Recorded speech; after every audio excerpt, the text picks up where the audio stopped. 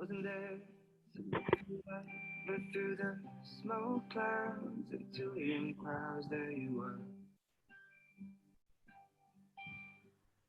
It's like your hands were made for mine. In your arms our hearts beating time in the night air. And London squares are black. So baby won't you hold me underneath these old oak trees? It's getting cold and I need your body, I need your body to hold. Remember what you told me the winter night down on your own street. You pull me closer, I need your body, I need your body to hold. 'Cause maybe I'm falling in love with you. Can't stop thinking of us two. Kiss me so I know it's true. I'm falling in love with you.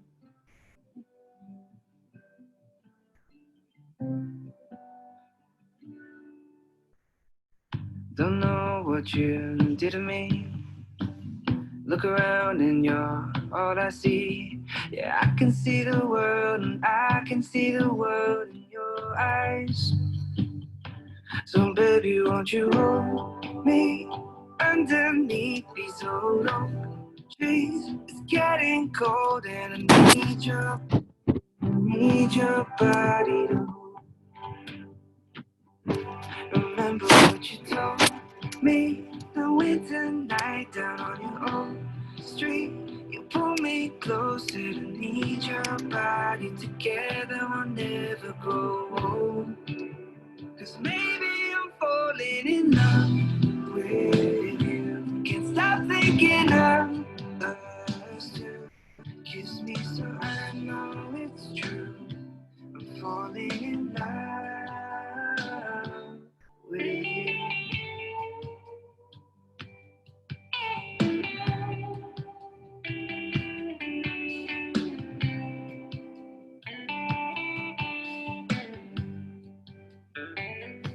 So baby, won't you hold me underneath these old oak trees? It's getting cold and I need your body, I need your body to hold.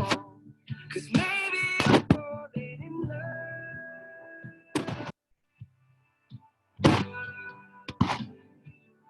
Kiss me so I know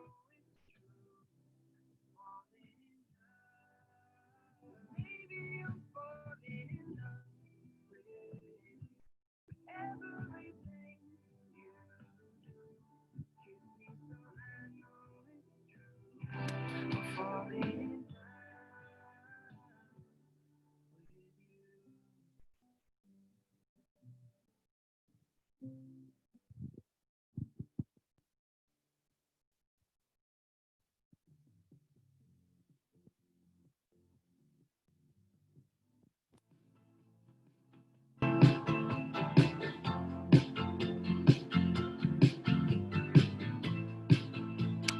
oh, life is bigger, bigger than you, and you are not me.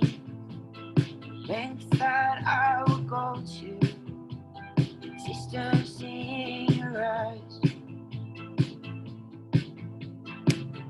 Oh no, I've said too much,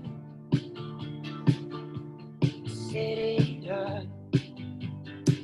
If that's me in the corner, if that's me in the spot, like I'm losing my religion, trying to keep up with you, but I don't know if I could do it, do it. Oh no, I've said too much, I haven't said enough. I thought that I heard you laughing, I thought that I heard you sing. Well, I think I thought I saw you try, but that was just a dream, just a dream.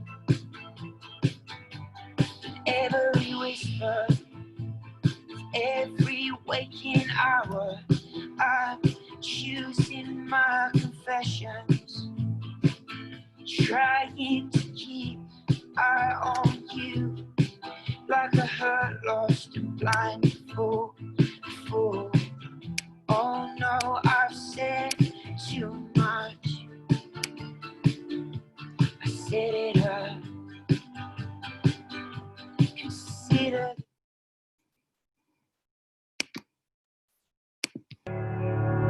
El estudiante se encuentra en el ojo de un huracán de cambio.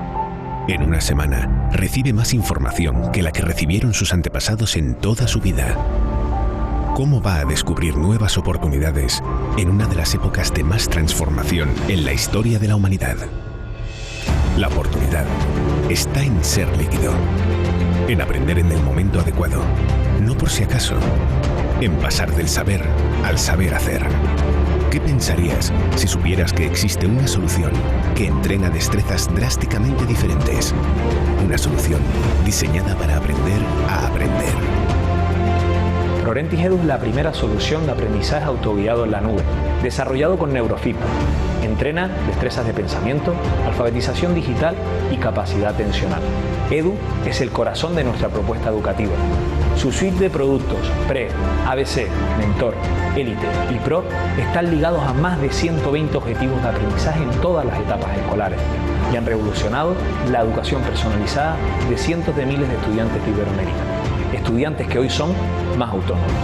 Los profesores puedan enseñar a los alumnos con tecnología y así podamos aprender de una mejor y más moderna forma. Dime cómo evalúas y te diré cómo enseñas. La Organización para la Cooperación y Desarrollo Económico, responsable de las pruebas PISA a nivel mundial, confirma que las competencias globales serán el foco de la evaluación. Si no cambiamos la forma de evaluar, estaremos educando sobre arena. Evaluar las competencias globales consiste en evaluar la capacidad de movilizar los recursos cognitivos, sociales y emocionales en un contexto dado. Al evaluar por competencias, la memorización es desplazada por la capacidad de aplicar el conocimiento. ¿Crees posible cambiar en un instante la forma de evaluar? Prorentis Analítica es el motor de evaluación que vincula el trabajo de los estudiantes con la escala tradicional de 0 a 100 puntos y 3 dimensiones adicionales: el mapa de objetivos de aprendizaje de ley, el mapa de destrezas y el mapa de competencias. Analítica es el puente que conecta la tradición con la innovación. Ha permitido que cientos de instituciones hayan obtenido de parte de entidades certificadoras internacionales la acreditación de excelencia educativa por el logro de sus estudiantes.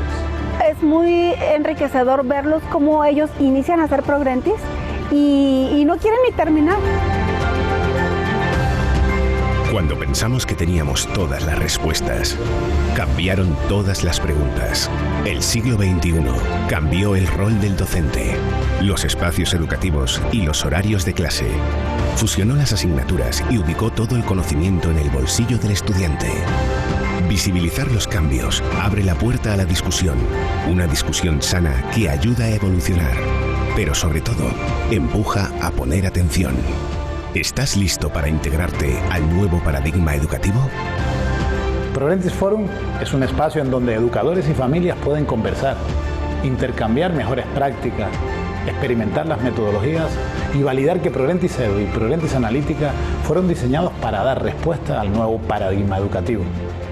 Forum ofrece el viaje de inmersión Innova Pro, los talleres Aulas Pro, la formación docente en línea Master Pro, las charlas presenciales Espacio Pro y la discusión de temas de interés Webinar Pro. A través de Forum hemos llegado a decenas de miles de educadores que con su dedicación impactan el aprendizaje de millones de estudiantes. Un poquito de qué estrategias podemos utilizar en los colegios para dar a conocer mejor a las familias, a las futuras familias y a las familias que ya tenemos en los colegios nuestro proyecto educativo. Los niños aprendiendo haciendo, contextualizando la información para dotarla de significado.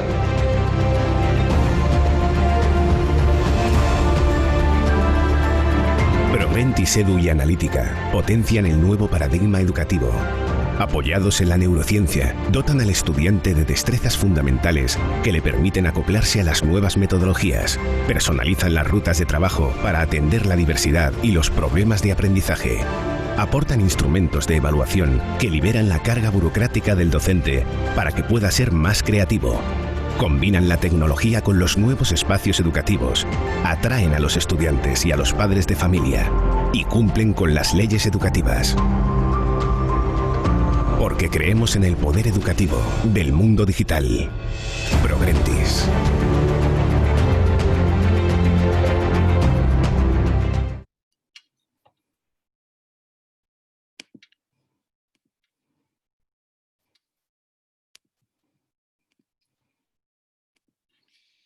Pues muy buenas tardes a todos, a todas. Bienvenidos al que pretende ser el Webinar Pro número 27 de este año de forma ininterrumpida, y os queremos dar las gracias un jueves más que pues hayáis acudido a la cita y nuevamente en una convocatoria para poder abordar un nuevo tema. Pues realmente es de un orgullo y un placer pues poder volver a contar con tantísimos educadores en el que, bueno, pues estamos dando tiempo a que podáis terminar de llegar, porque en el día de hoy creo que vamos a tener una sesión muy inspiradora con un tema muy de actualidad, sobre todo pues por todo lo que estamos hablando, todo lo que se está discutiendo en este momento actual en el que la presencialidad y la digitalización, la manera en la que entendemos todo el proceso de enseñanza-aprendizaje en este momento, pues cada vez tiene que tender hacia un modelo flipeado. Hay que darle la vuelta a la educación y creo que el tema de hoy viene como anillo al dedo con respecto a la manera en la que estamos empezando a entender esta nueva escuela que de manera forzosa estamos casi que obligados a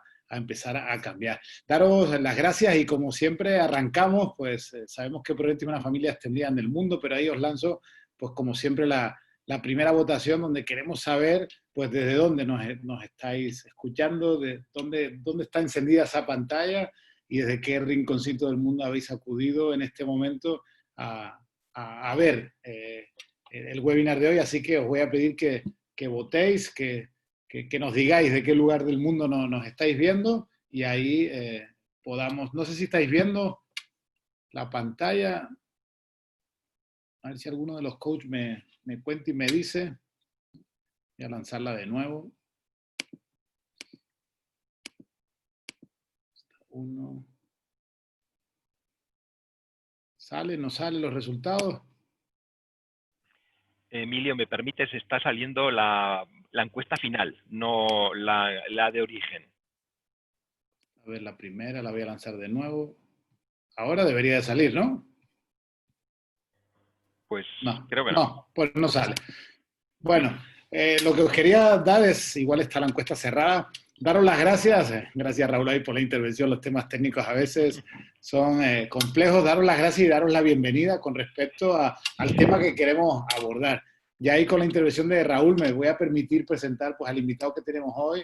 Yo creo que de lujo en el que hayas podido acudir, Raúl, a la invitación, que puedas estar madrugando en la tarde-noche de hoy. Creo que es fantástico. Para los que no conozcáis a Raúl, pues alguna reseña con respecto a un currículum que podéis consultar en internet. Tiene una amplia experiencia en educación, investigador, conferencista, ha escrito muchísimo con respecto a un elemento que si cuando él empezó a salir con respecto a la intención de este término de flip classroom, la manera en la que el aula tenía que invertirse, cambiar la dinámica de clase, y él empezó pues de una manera muy visionaria a hablar de este término. Hoy en día, pues lo hablábamos antes de iniciar el webinar, todo lo que él predicaba hace 10 años, hoy en día es una realidad a la cual todos estamos llamados a beber justamente desde esa inspiración.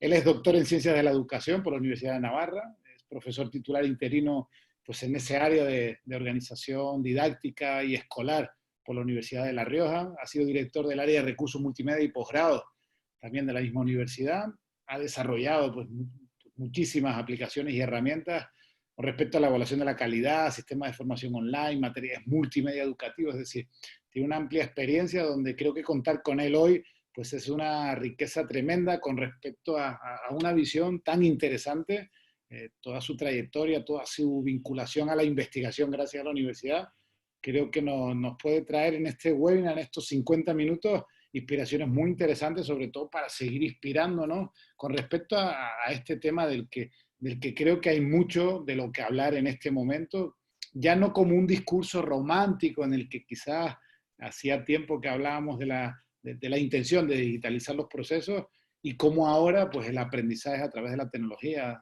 cambiando los espacios y los lugares, se convierten en casi una necesidad. Raúl, buenas noches. Buenas noches, Emilio, y muchísimas gracias a ti y a todo el equipo de vuestra plataforma, de vuestra solución, por invitarme a este webinar, que espero que sea realmente inspirador, como tú decías.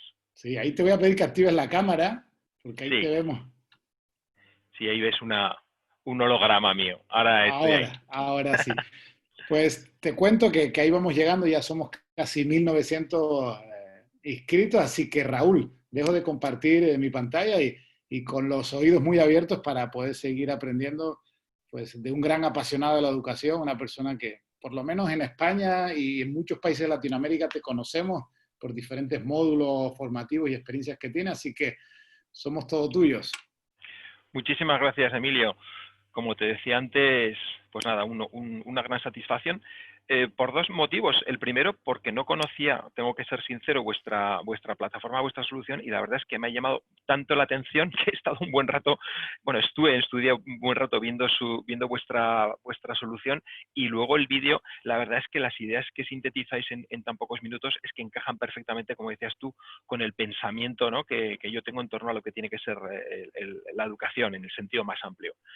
Así que enhorabuena por los webinars, por tantos webinars que habéis hecho sucesivamente, y también por la solución, que espero conocer todavía más a fondo. Así que muchas gracias por todo eso.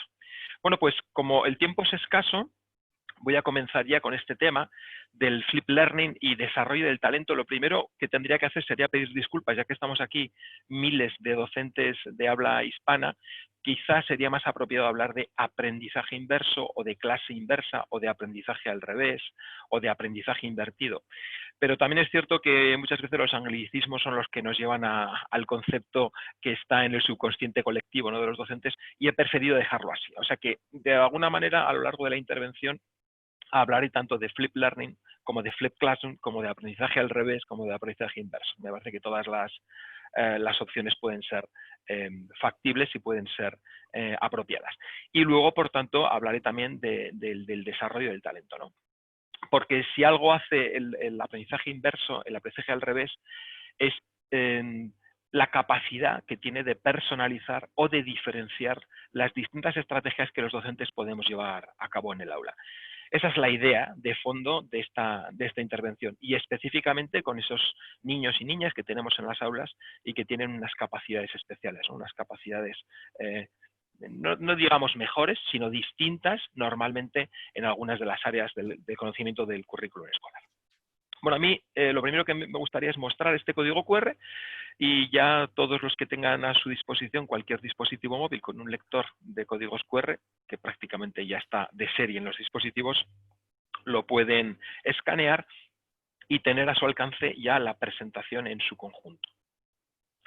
En cualquier caso, también pondré a su disposición la dirección de internet de esta página donde está ubicada la presentación, para que aquellos de ustedes que deseen profundizar en algunos de los aspectos que vayamos a tratar, o que quizá hemos tenido que pasar un poquito más por alto, pues puedan trabajarlos y profundizar en ellos, como decía, más adelante. Yo creo que la habrán podido escanear, y si no, luego estará puesto al final otra vez. Bien, a mí se me ocurría que podíamos utilizar a esta señora, esta sabia señora, para preguntarnos pues 5 cosas, ¿no?, o 6 cosas alrededor de esta intervención, ¿no? Y yo creo que hay que ir de lo más importante, de lo más nuclear, a lo más accesorio, ¿no? Y lo más importante, creo yo, en todos los que estamos aquí reunidos, ya más de 2000 docentes, es cómo aprendemos. ¿Cómo aprendemos? ¿Qué hace que las personas aprendamos? Yo creo que vamos a pasar un poco rápido por ahí, porque ya en la presentación que habéis hecho realmente habéis hecho una síntesis muy interesante. Yo simplemente intentaré poner un poco más de orden desde el punto de vista terminológico. También nos pregunta esta señora qué son los factores de impacto. Es decir, no solo tenemos que pretender saber cómo aprendemos, sino también qué hace que las personas aprendamos de una manera mejor que otra, dentro de lo que se llaman las prácticas escolares. Es decir, los profesores en las aulas todos los días hacen cosas y unas de esas cosas tienen realmente mucho más valor pedagógico y son mucho más eficientes que otras. Vamos a analizar algunas de ellas a la luz de la investigación. Yo creo que esto también es muy importante. Creo que los profesores ya debemos estar en un nivel, como tienen otras profesiones, como tienen otros docentes, donde no nos dejemos llevar por las modas, sino que realmente acudamos a las fuentes de investigación primarias para saber si lo que realmente vamos a hacer en el aula tiene eficiencia demostrada y tangible. También nos pregunta esta señora, a la luz de esto, ¿qué es el Flip Learning? ¿No? ¿Qué es el modelo de aprendizaje inverso? Que realmente conceptualizarlo no es nada complejo, simplemente la presentación lo hemos podido ver, ¿no? En la introducción, ¿no? Que es en ese sentido de darle la vuelta a las cosas. Y eso tiene un sentido, por supuesto, conceptual, pero también metafórico, ¿no? Conceptual en el sentido de que vamos a cambiar los procesos que habitualmente se llevan a cabo en el aula, pero también ese concepto metafórico, como tú decías antes, Emilio, que es darle la vuelta a las cosas. Vamos a cambiar cómo hacíamos las cosas antes y cómo las vamos a hacer ahora. También nos pregunta esta señora que a ver cómo se hace el flip, ¿no? Y si es difícil hacer flip.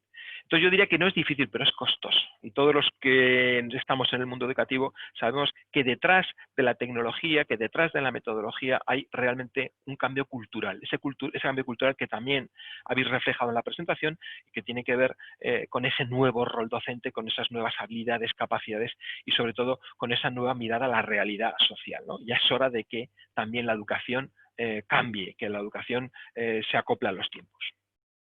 Por último, nos pregunta esta señora que si el Flip Learning realmente nos puede ayudar a dos cosas, ¿no? A dos propósitos. En primer lugar, identificar y en segundo lugar, desarrollar. Es decir, identificar e intervenir en el proceso educativo para trabajar con esos niños y con esas niñas que tienen más capacidades. Bueno, pues estas serían las 6 preguntas que nos va a hacer y que vamos a intentar resolver a lo largo de los siguientes minutos. En relación con esta presentación, si alguno lo desea también, en el año 2015, ya ha llovido un poquito, pero creo que pues interesante, precisamente publicó con el profesor, con el catedrático Javier Turón, un artículo en una revista realmente de impacto que se llama la Revista Educación del Ministerio de Educación y Ciencia de España, en el que se titula El modelo Flip Learning y el desarrollo del talento en la escuela. Por tanto, aquellos de ustedes que deseen, bueno, pues profundizar más en este tema, tienen a su disposición este artículo, que lo pueden escanear también desde ese código QR, y cuando les pase la presentación también lo podrán hacer a través de la descarga directa de ese botón. Lo tienen disponible tanto en castellano como en inglés. Bueno, pues eso ahí queda también como tarea flip para el futuro, para aquellos de ustedes que deseen profundizar, como decía. Y vamos ya con las primeras preguntas, ¿no? La primera pregunta que nos hace nuestra amiga es ¿cómo aprendemos? Decía antes que yo creo que ya lo hemos reflejado, se ha quedado reflejado muy bien ese vídeo introductorio, que la verdad es que me ha encantado, pero vamos a profundizar un poquito más, ¿no? Cuando se habla de aprendizaje, se habla de una serie de procesos. Como decía, lo voy a sintetizar, ¿no? Se habla de que nuestro cerebro trabaja con la memoria sensorial, con la memoria de trabajo y con la memoria a largo plazo. Y que realmente dentro de todos esos procesos, de esas repeticiones, de esas codificaciones, no estamos hablando de esa memoria de almacenaje, ¿no? Tan precaria y tan muchas veces absurda precisamente en los sistemas de evaluación que hemos tenido que padecer muchos de los que ahora estamos aquí presentes, sino que estamos hablando de una memoria realmente que nos permita, esa memoria de trabajo que nos permita evocar la información y codificarla y recuperarla en el momento en el que deseemos. Por tanto, aquí ya estamos viendo que quizás es mucho más importante cubrir los procesos de memorización en cuanto precisamente los procedimientos de trabajo para poder aprender a aprender diversas cosas y distintas cosas a lo largo del tiempo, que esa memoria de almacenaje que lo único que nos permitía era muchas veces evocar una información que no tenía mucho sentido. De ahí podríamos hablar Podríamos también profundizar en lo que serían las estrategias de aprendizaje, estrategias para alumnos que tienen diferencias en cuanto a la codificación y también al acceso a la información. Pueden ser más hápticos, pueden ser más visuales o pueden ser más auditivos. Todo eso teniendo presente que la propia investigación nos dice que no hay una evidencia científica clara de que existan realmente los estilos cognitivos, pero sí las estrategias de aprendizaje, y es algo que los docentes hacemos habitualmente en clase. Bien, pues esta sería una primera mirada al proceso de enseñanza-aprendizaje, más bien al proceso de aprendizaje que se produce gracias a nuestros sentidos, gracias a las actividades de trabajo que se pueden realizar con más o menos sentido y cómo esa información luego la podemos evocar. Primera fotografía. Podríamos ver también cuáles son los principios generales de la instrucción. En este caso estamos hablando de los principios que tienen que ver precisamente con el diseño de la instrucción, ¿no? Y ya empezamos a ver que hay un planteamiento distinto a lo que hemos dicho antes. Dice, bueno, realmente el aprendizaje cuando se produce, cuando centramos a los alumnos en un problema, en un proyecto, en un reto, ¿eh? Por eso estas metodologías que tanta prestancia y tanta fuerza tienen ahora, se llaman precisamente así metodologías inductivas, porque no van de la teoría a la práctica, sino que precisamente van de los problemas concretos, y lo que pretenden es que el alumno busque y aprenda aquello que necesita aprender para resolver un problema. Porque esa es la vida real y no la vida que muchas veces se nos vende en muchas escuelas y en muchas universidades, ¿no? Tú simplemente tienes que tragarte este conocimiento, me van a permitir la expresión, tienes que vomitarlo en tal día, a tal hora, y luego ya tendrás una cosa que se llama amnesia post-examen. Sabemos que eso es más rápido en términos de codificación y codificación de la información, pero desde luego es mucho más volátil y es mucho más frágil. Realmente aprendemos cuando nos centramos en un problema. Aprendemos cuando activamos esas estrategias, esos conocimientos que hemos visto antes, que giran en torno a tres grandes bloques, ¿no? Lo que tiene que ver con lo cognitivo, lo que tiene que ver con lo actitudinal o motivacional y con lo que tiene que ver con lo social, ¿eh? De hecho, ya hay muchos autores que dicen que el aprendizaje en este siglo o es un aprendizaje social o no es un aprendizaje de verdad. En un tercer paso hablaremos de una demostración, es decir, el alumno aprende cuando ve algo que se acerca precisamente al problema que se le ha planteado. Pero esa demostración sigue siendo parte un poco de ese aprendizaje pasivo, ¿no? Cuando lo aplica en distintas situaciones, cuando aplica el conocimiento, es cuando verdaderamente va a aprender.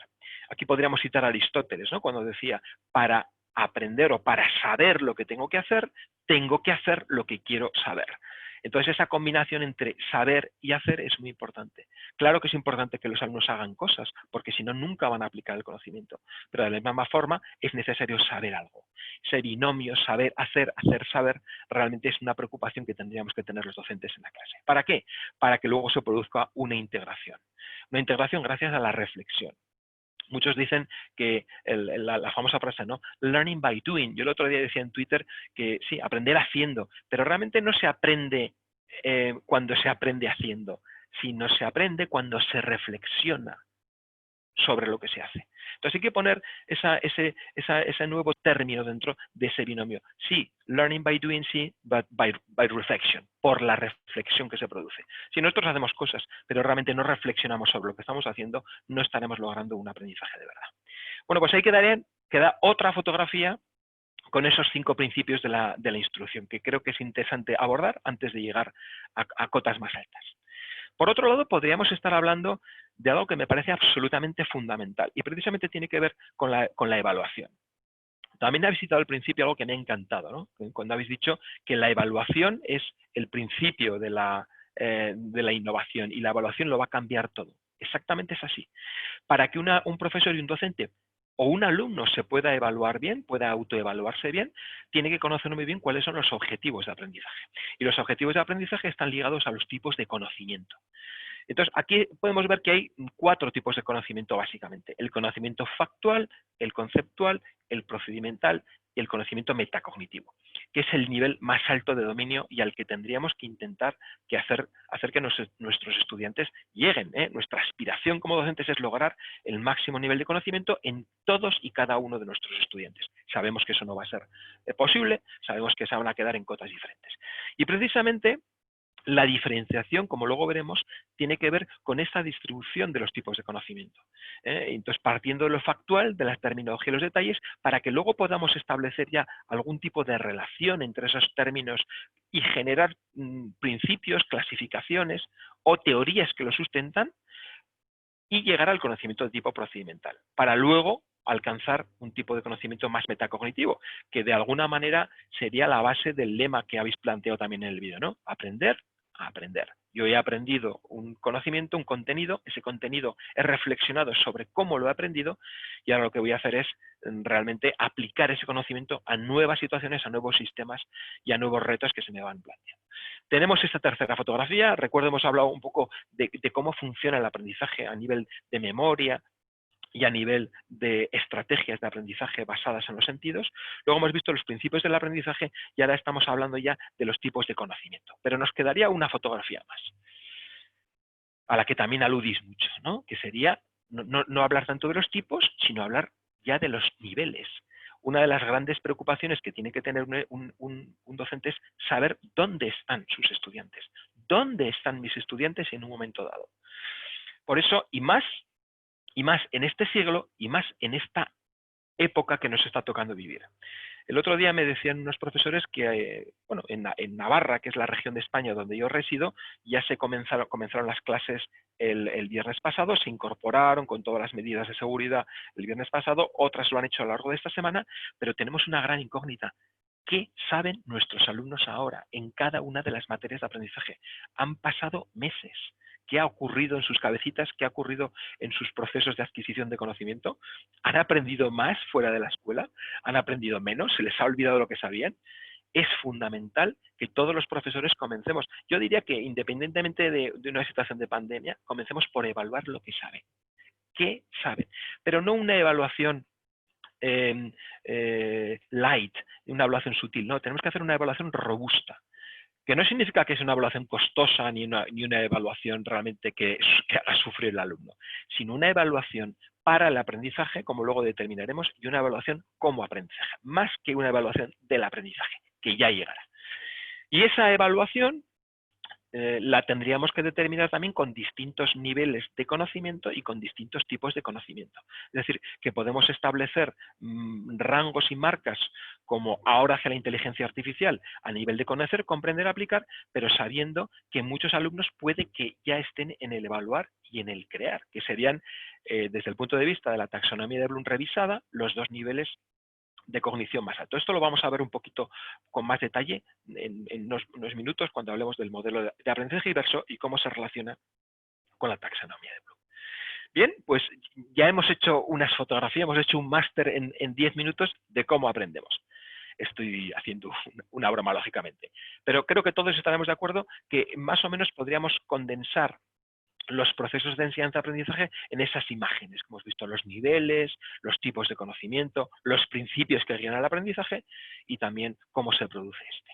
Bueno, pues teniendo todo esto presente, quizá nos tendríamos que llegar a plantear la importancia de definir bien esos objetivos de aprendizaje. Entonces, antes de introducir la tecnología, antes de introducir la metodología, antes de introducir los espacios de aprendizaje, antes de introducir nada, lo que los profesores tenemos que hacer es saber definir bien los objetivos de aprendizaje. Y esto que nos puede parecer algo de perogrullo, algo de, bueno, pues esto es lo que tienen que... Realmente la experiencia me dice a mí, y aún no va teniendo canas, que en muchos años de formación creo que los profesores no tenemos claro cómo se definen bien los objetivos de aprendizaje explícitos. Si nosotros no sabemos definir bien los objetivos de aprendizaje explícitos, seguramente los criterios de evaluación no estarán alineados. Y si no están alineados, realmente empieza a producirse un poco de caos. Porque cuando se definen bien los objetivos de aprendizaje y se definen bien los criterios de evaluación, el alumno no solo está evaluando el aprendizaje, sino que está evaluándose para aprender mejor y para tener claro a dónde tiene que llegar. Y además a los docentes, y gracias precisamente a herramientas sencillas que nos dan datos, analítica de datos, o la inteligencia artificial, o el Big Data, todo esto luego nos va a dar también objetivos de aprendizaje no explícitos, pero valiosos que van surgiendo. Esto lo sabemos los profesores que trabajamos mucho con metodologías inductivas y realmente nos sorprendemos gratamente cuando los alumnos van mucho más allá de lo que nosotros esperábamos. Bueno, esta es una diapositiva realmente que daría para estar como una hora hablando. Entonces, yo la voy a dejar ahí para su reflexión, pero quedémonos con esta idea. Lo más importante antes de introducir ni el Flipped Classroom, ni las metodologías activas, ni la inteligencia artificial, ni la tecnología es definir bien qué queremos que aprendan nuestros estudiantes. Y luego llegar a todo. Y por supuesto, informarles y comunicarles de cómo queremos que esto sea así. Porque por mucho que nosotros lo sepamos, si el alumno no lo sabe, no vamos a llegar más allá. Todo esto, ya descendiendo al último nivel, ¿no?, de cómo aprendemos, tendría que ver con la zona de desarrollo próximo. Y fijaros que se está hablando aquí de la nueva educación, bueno, no aquí, pero en general se habla de la nueva educación, de la tecnología, de los nuevos tiempos, y estamos acudiendo a Vygotsky, estamos acudiendo a Bloom, estamos acudiendo a Gagné, estamos acudiendo a Dewey, estamos acudiendo a Biggs, a autores absolutamente clásicos y consagrados. La zona de desarrollo próximo, la zona de desarrollo real y la zona de desarrollo potencial tienen que ver con la inteligencia artificial, porque con la inteligencia artificial y con la inteligencia natural que un profesor tiene que tener precisamente para captar dónde está un alumno y dónde tiene que llegar y cómo llegar. Y por supuesto, hacerle al alumno consciente y responsable de su propio proceso de aprendizaje. Bueno, ahí la vamos a dejar. También esta diapositiva sobre las analíticas de aprendizaje, porque analíticas de aprendizaje nos las dan muchísimas herramientas que los profesores manejamos a diario, como Kahoot, como Edpuzzle, como Socrates, como Quizzes. Muchísimas herramientas tienen analíticas de aprendizaje. Si nosotros hemos definido bien los objetivos de aprendizaje, podremos llegar a analizar dónde están nuestros estudiantes. Y nuestra amiga nos hace ya la siguiente pregunta, ¿no?, que es una pregunta realmente que daría para un webinar entero, ¿no? ¿Qué son los factores de impacto? Ya hemos visto cómo se aprende. ¿Y ahora qué hace que los alumnos aprendan de verdad? Y para eso, muy brevemente, aunque también digo que esto daría para mucha discusión y para mucho debate, vamos a acudir a John Hattie. John Hattie es un investigador australiano que lleva prácticamente toda su vida académica investigando lo que llama las influencias que están relacionadas con los resultados de aprendizaje.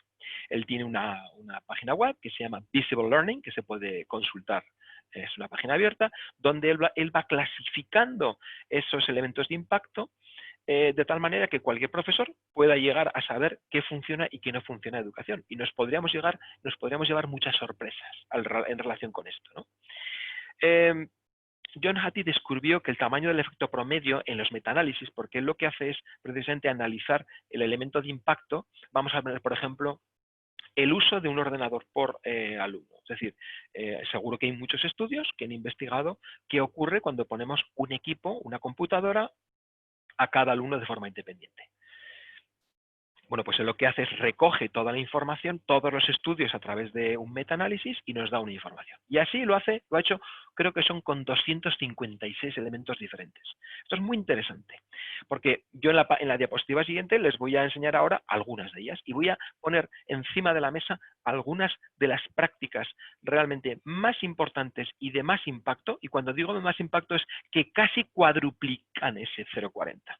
Por tanto, todo lo que pase de 0,40 tendría que ser, bueno, lo normal es que los profesores acudamos a aquellas prácticas y a aquellos elementos de impacto que realmente más eficientes son.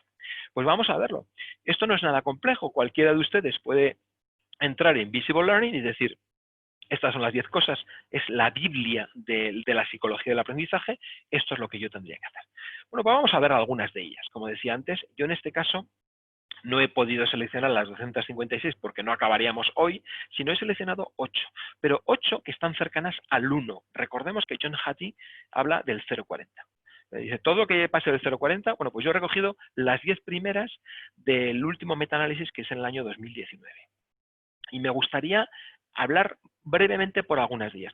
También hay otros estudios desarrollados por otras fundaciones y por otros investigadores que hacen cosas parecidas, incluso que no examinan solo el elemento de impacto en términos de eficacia docente, sino también asemejan el efecto económico. Es decir, bueno, esto que funciona muy bien es muy caro, o aquello que funciona medianamente bien es muy barato, para que no solo el elemento eficacia e impacto sea el que tengamos en cuenta, sino también el de coste. Si alguien está interesado... Raúl, sí. perdona, ¿podrías compartir la pantalla completa? Porque a veces algunos títulos los estamos perdiendo abajo. Perfecto, lo voy a compartir ahora mismo.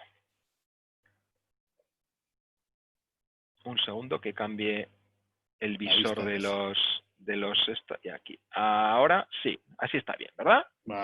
Perfecto. Ahí estaría, sí, porque efectivamente no se veía en la parte de abajo de los elementos de impacto. Bueno, pues ahí estarían estos 8. Y vamos a profundizar un poco en estos 8 elementos de impacto.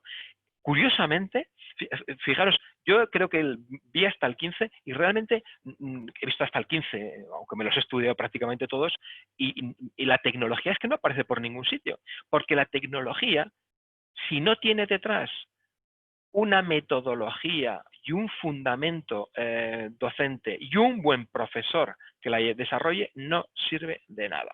Y creo, por lo menos en España, que hemos estado cansados de ver programas grandilocuentes de introducción de las tecnologías en el aula que no han servido para nada. No han servido para nada. Lo que sirve es esto que tenemos delante. Y si esto lo acompañamos de tecnología, pues muchísimo mejor, porque vamos a hacerlo más eficiente y seguramente a medio y largo plazo va a ser un coste menor. ¿Cuál es el elemento de impacto número 1? La eficacia colectiva del docente, y tiene que ver con el liderazgo. Es decir, el 1,57 casi cuadriplica el nivel 0,40 del que John Hattie nos establece como zona umbral, ¿no? ¿Y con qué tiene que ver eso?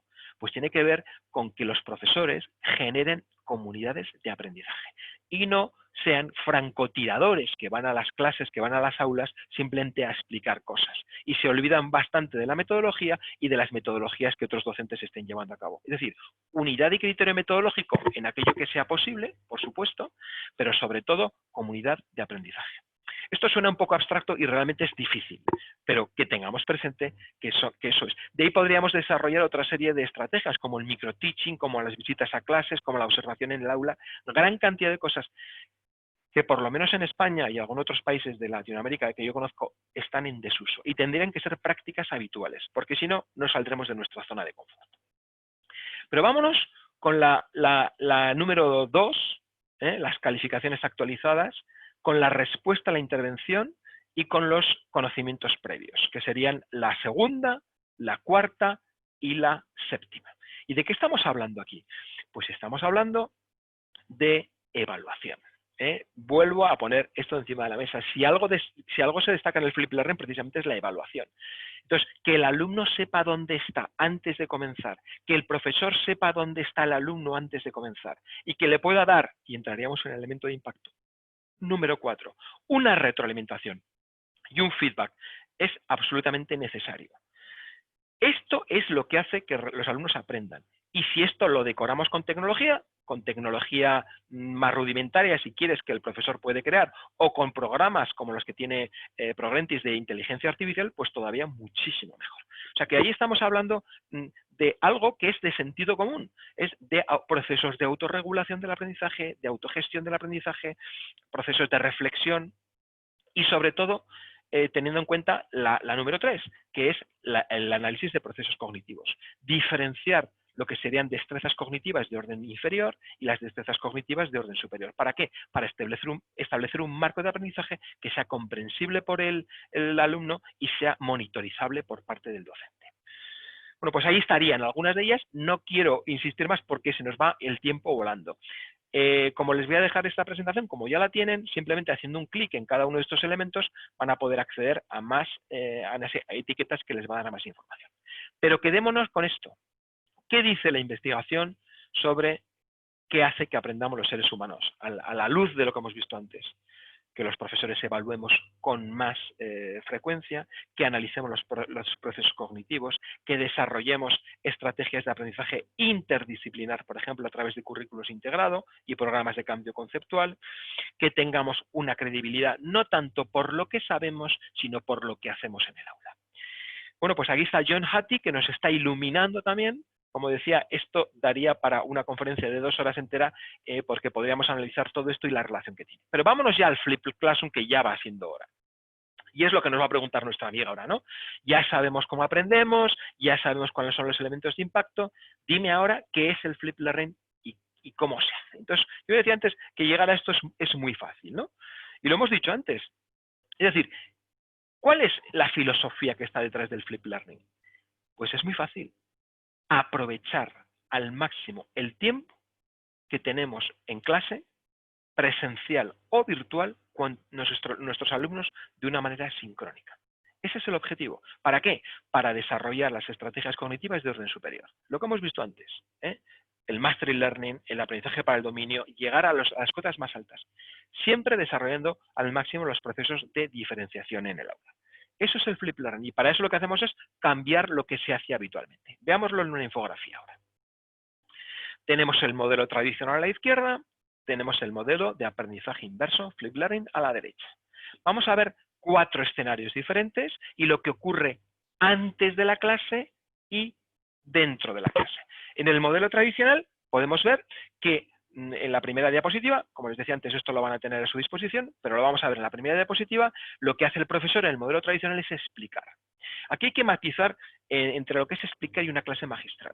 Alguien me dice, es que las clases magistrales son aborrecibles. Digo yo, no, las clases magistrales no, las clases expositivas, porque si una clase es magistral de verdad, seguramente ese profesor, ese docente magistral, habrá conseguido intervenciones con los estudiantes, aprendizaje activo, etc. Eso es magistral. Versus expositivo, que es otra cosa. Entonces, los profesores que se dedican a exponer contenidos y cosas que el alumno seguramente, como decíamos antes, ya se las sabe o está 3 niveles por debajo para aprenderlas, pues realmente muchas veces supone una pérdida de tiempo.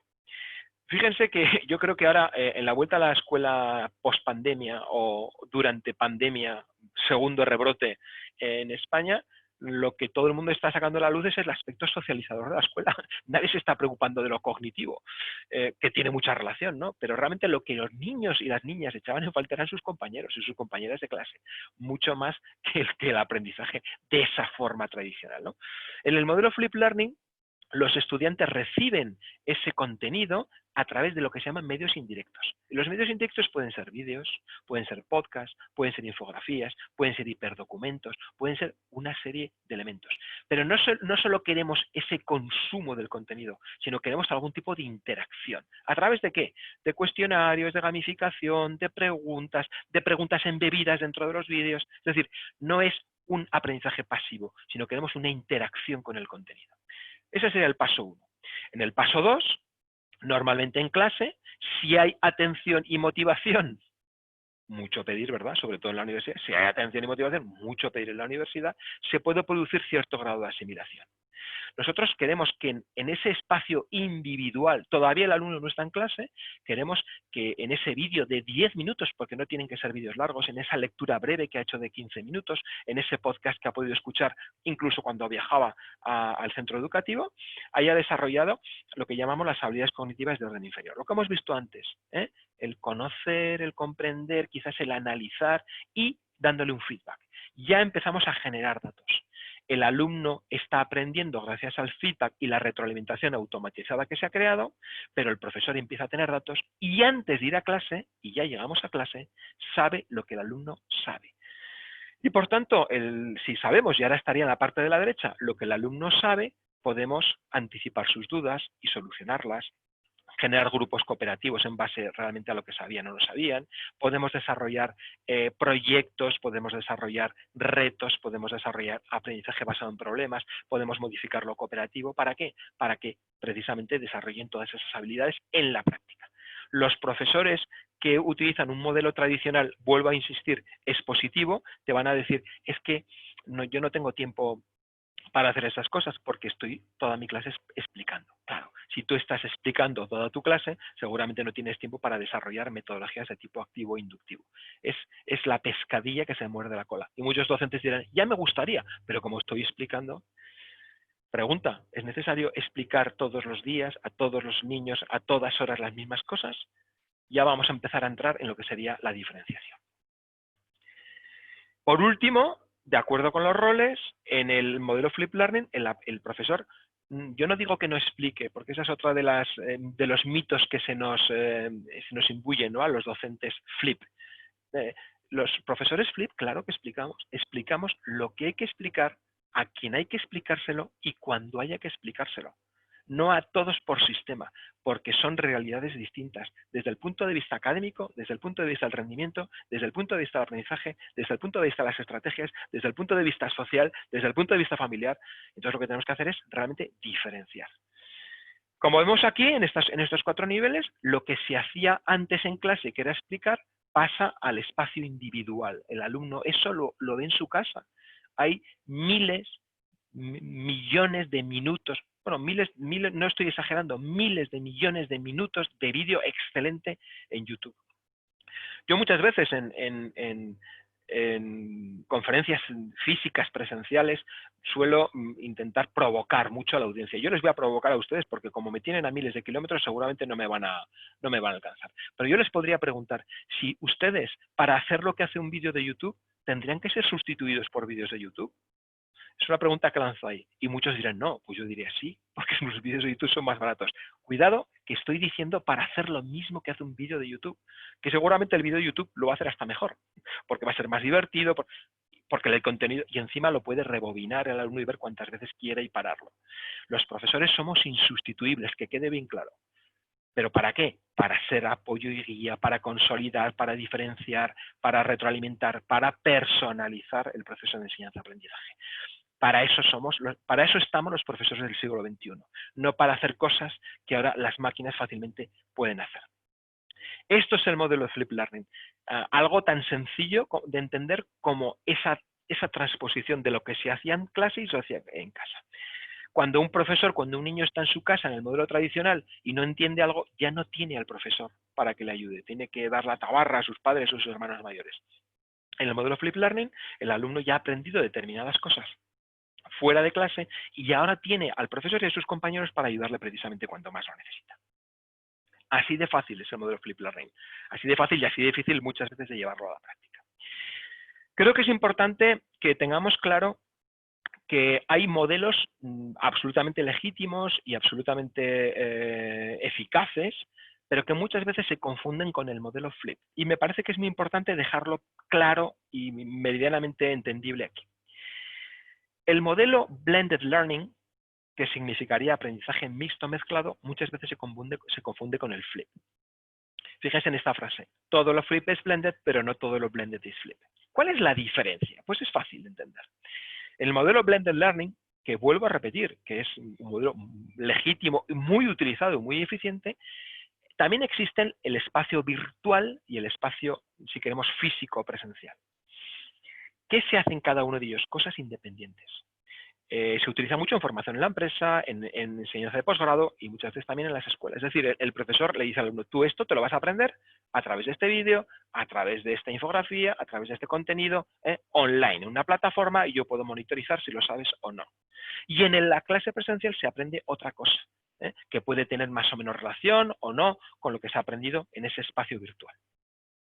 En el modelo de aprendizaje inverso, ustedes dirán, pues es exactamente lo mismo. Sí, pero cambia algo. ¿Qué cambia? La conexión.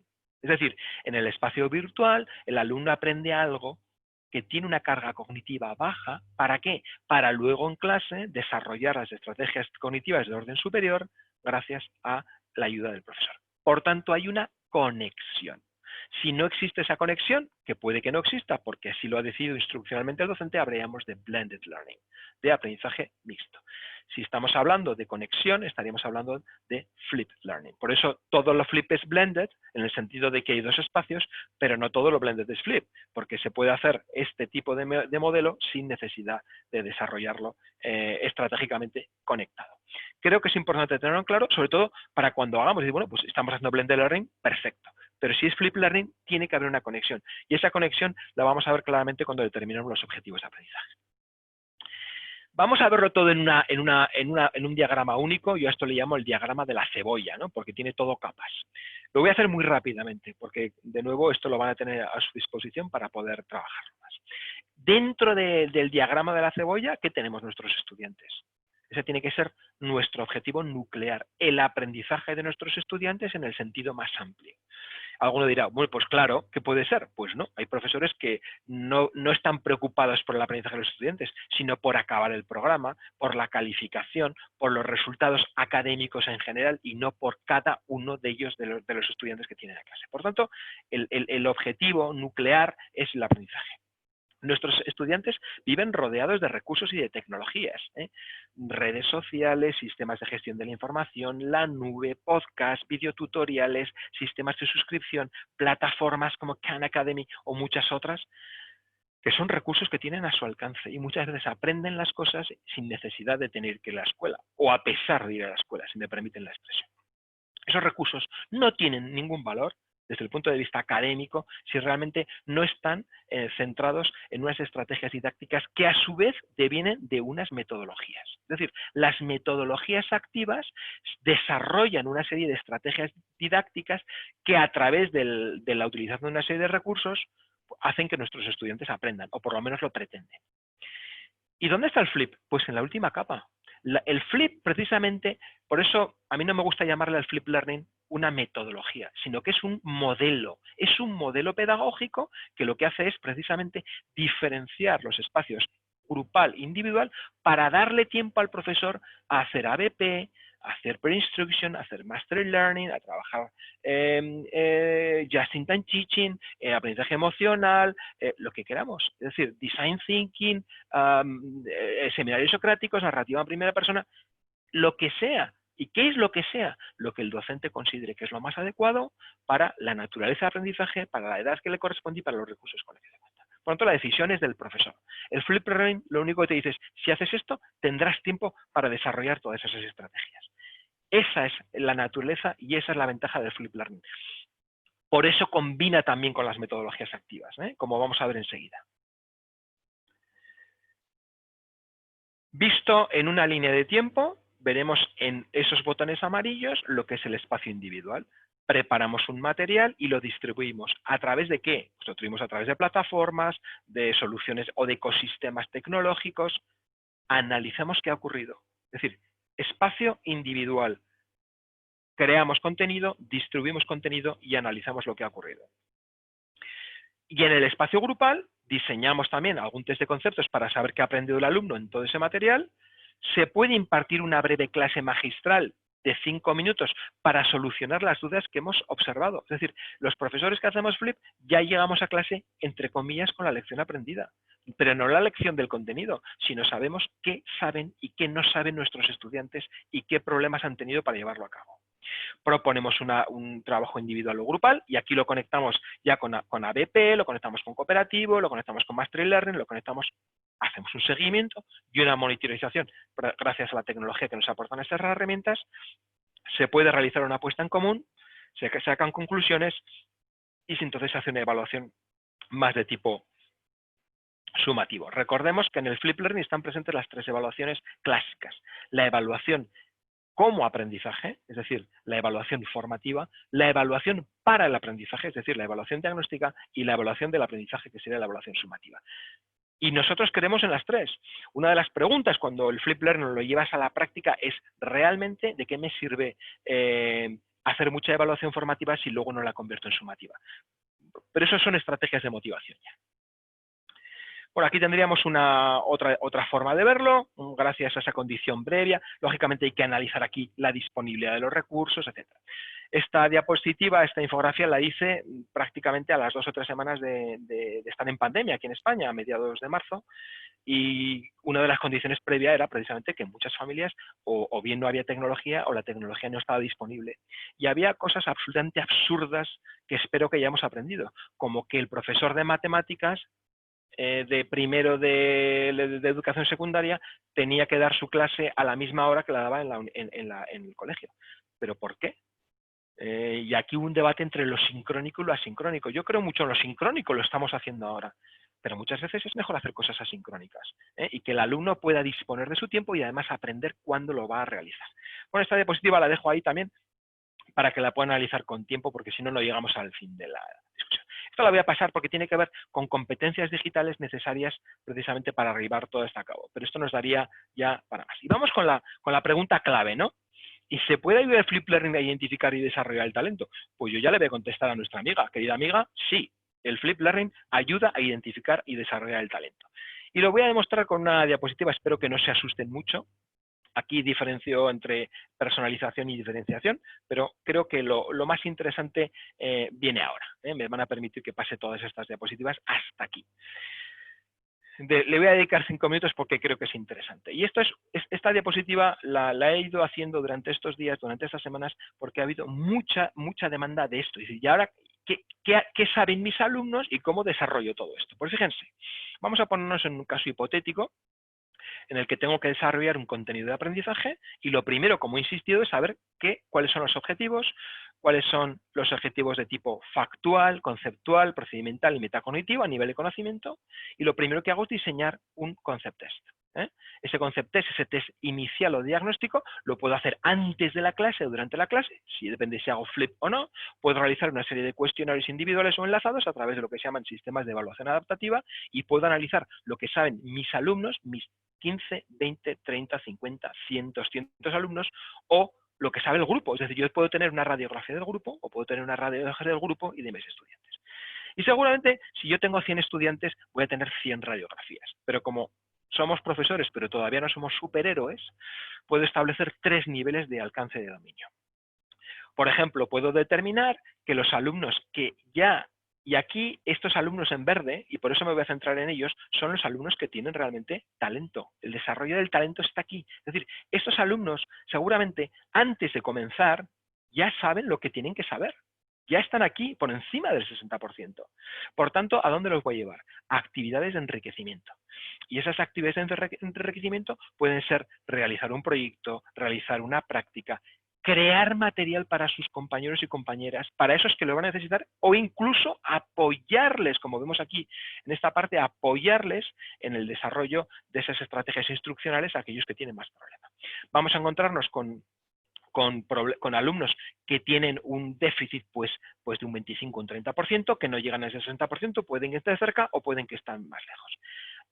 ¿Qué voy a proponerles? Una serie de diseño de materiales, y volvemos otra vez a curación de contenidos, creación de contenidos por parte del docente o por parte de los estudiantes, para volver a realizar una evaluación.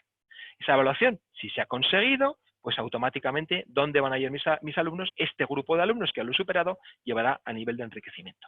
Es decir, que yo ya voy de alguna manera haciendo esos procesos de diferenciación gracias a la ayuda de la tecnología. Soluciones como las que nos presentan Progrentis ya lo hacen de una manera automática, es decir, ya identifico lo que sabes y por tanto con la ayuda del docente puedo desarrollar y trazar cuál sería tu itinerario. Y además incluso no tu itinerario desde el punto de vista solo cognitivo, sino también cuáles son tus habilidades, cuáles son tus gustos, cuáles son tus aficiones y sobre eso crear realmente un aprendizaje mucho más interdisciplinar. Luego tendríamos a los alumnos que tienen más problemas, los que están por debajo del 30%, ¿no? Y seguramente aquí vamos a tener que entrar en varios ciclos. Aquí la figura del profesor es esencial, como vemos en la parte de la derecha, porque tenemos que darles un feedback correctivo muchísimo más personalizado. Y ahí podemos encontrar problemas que van mucho más allá de la simple instrucción, ¿no? Problemas familiares, desadaptación, ruptura social, miles o cientos, una casuística realmente interesante, ¿no? Seguramente estos alumnos, cuando ya pasan por todas estas fases, puede que hayan alcanzado el nivel deseado, pero ya no tienen tiempo para el enriquecimiento, ¿eh? Pero también puede ocurrir que tengamos que entrar en este bucle de seguir dando material, de seguir realizando evaluaciones hasta que logren ese proceso eficiente. Este modelo, que es muy instruccional, que es muy pautado, se le denomina, como algunos de ustedes ya saben, Mastery Learning. Y el Mastery Learning, precisamente para el desarrollo del talento, creo que es una de las metodologías ágiles, diría que más recomendables. El Mastery Learning se puede llevar muy bien con el ABP, podríamos desarrollar aquí proyectos, aprendizaje basado en proyectos, que tenga esa carga conceptual necesaria, volvemos a Aristóteles, tenemos que saber lo que tenemos que hacer para poder hacer lo que queremos saber, pero también que luego haya un proyecto en el que los alumnos, independientemente de sus niveles, puedan colaborar, porque podemos encontrarnos aquí, efectivamente, alumnos con un 30%, por debajo de un 30%, en cuanto al dominio del contenido de aprendizaje, pero que luego sean extremadamente buenos, por ejemplo, en el diseño de un vídeo o en la composición musical o en el dibujo, y por tanto el sistema educativo tiene que recogerlos, tiene que ampararlos y decir, este asunto es potencial, este es tu talento. Pero siempre el talento entendiéndolo precisamente como esas capacidades que deben ser potenciadas, pero para eso deben ser identificadas. Y eso es lo que nos hace el Flip Learning. Por tanto, ante la pregunta, ¿es el Flip Learning un modelo eficaz? Sí, es un modelo eficaz de diagnóstico y de intervención, porque cuando lo combinamos con estas metodologías, realmente el resultado es muy eficiente. Esto que les estoy enseñando no es fácil, no es fácil. Requiere trabajo, requiere esfuerzo y requiere sobre todo un cambio cultural, que eso lo hemos visto antes, a nivel de evaluación, a nivel de estrategias, a nivel de colectivo, docente, etcétera, etcétera, etcétera. Voy a ir acabando porque creo que ya estamos casi fuera del tiempo. Todo esto nos llevaría a pensar en lo que llamaríamos las aulas creativas, ¿no? Que requerían de una infraestructura diferente, de un contenido y currículum. Oíamos antes, ¿no? Los horarios pueden cambiar. ¿Por qué a los alumnos los diferenciamos por su edad? Es absolutamente ridículo. Es como si los diferenciásemos si tienen 2 orejas. Si tienen 2 orejas, todos a esta clase. Si tienen 3, a otra clase. No, ¿por qué no? ¿Por qué no hacemos que los alumnos vayan realmente al nivel? Porque esto ocurre en toda la vida. Si yo voy a clase de alemán, por tener 50 años no voy a ir al nivel 5 de alemán. Tendré que ir al nivel 1. Entonces, ¿por qué no hacemos que el sistema educativo tenga sentido? Unas nuevas formas de evaluar, unas nuevas formas de desarrollar prácticas de aprendizaje, las prácticas docentes, como decíamos antes, las destrezas blandas, unos nuevos sistemas de organización, como se apuntaba en el vídeo de Progrentis, ¿no? De por qué horario es de esta forma, ¿no? Liderazgo y valores y sobre todo las conexiones que se pueden hacer. Bueno, pues esto sería una forma, una radiografía de decir, bueno, es este sistema educativo que hemos muchas veces padecido hasta ahora, podría ser sustituido, ¿no? Por este tipo de imagen, ¿no? Y esto nos va a llevar realmente a otra imagen, ¿no? Bueno, Don Norman nos dice precisamente, nos habla de eso, nos dice, se habla mucho del aprendizaje, pero se habla muy poco de cómo se aprende, ¿no? Todo eso. Bueno, nos tendría que llevar a esto, ¿no? A este modelo de desarrollo profesional en el que haya colaboración, datos, distribución, planificación, desarrollo, innovación, entorno, cultura, medios, investigación. No les quiero cansar mucho porque sería, de alguna manera, retomar, abrir nuevas puertas y quizá ya estamos casi fuera de tiempo, no quiero que Emilio me eche de Zoom de una patada. Vamos a acabar ya muy brevemente. Bueno, dice Albert Einstein, lo habrán oído ustedes, ¿no? Si buscas resultados, no hagas siempre lo mismo. Es que muchas veces los docentes estamos haciendo lo mismo cada 3 de septiembre cuando abrimos nuestra programación y estamos haciendo lo mismo que hacíamos el año pasado, sin preocuparnos si los alumnos ya se lo saben o están 2 niveles por debajo de lo que saben. O de esos alumnos que parecen hiperactivos, realmente no son hiperactivos, sino que son alumnos que tienen alta capacidad y se aburren. Y porque se aburren, se comportan realmente como alumnos con una actividad mayor. Entonces, todo esto nos tiene que servir para tomar conciencia realmente de dónde estamos.